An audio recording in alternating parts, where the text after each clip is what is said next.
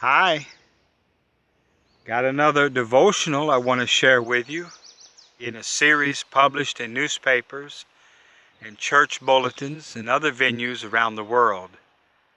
This is Duane Henry Hoefer Lyon, the street preacher, writer, and people's poet. It's titled, Giver or Taker. I've oftentimes heard preachers say there are two types of people in the world. People who give and people who take. Acts chapter 20 verse 35, in Paul's farewell to the Ephesians, he said, "In everything I showed you that by this kind of hard work we must help the weak."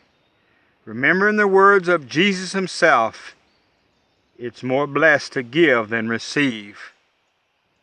Loving people is work. Love is a verb, it's action. Giving of our funds, time, emotions, gifts, and talents take from our heart and being. I was recently in a public library scanning books on how to improve my chicken scratch handwriting skills. My banker told me once, "Duane, you sign your name different every time and no one can read it." While there I observed a lady who I found out was 93 years young, pushing a book cart round about the table. As a volunteer, this woman was a giver even in her golden years. She had not retreated behind a gated community to finish out her life knitting or puzzle playing with a selected few folk, hiding from the world. She was on the front lines giving. At times it seemed the cart was holding her up. And from some of the younger attendants' demeanor, I'm not sure how many books she shelved. One thing she did do was provide me plenty of inspiration. In the real world, it's a busy, noisy place. People don't always appreciate the help you're offering. I know a couple who volunteered with Meals on Wheels program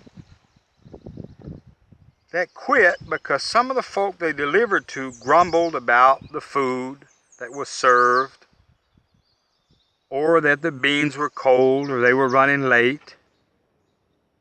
Let's check our motives and measure our responses, our actions to people with Jesus' words versus our thoughts and personal feelings.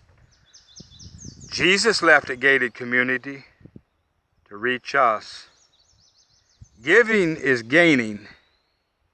In the end, my friend, I love you. I was reading a book today by John Steinbeck about his travels with his dog Charlie. He's also the author of the great book, The Grapes of Wrath. And in there, John had talked a little bit about, even in the 60s, that people were losing their neighborlessness. They were losing being a good neighbor. We need to think about that. Have a great day. I love you.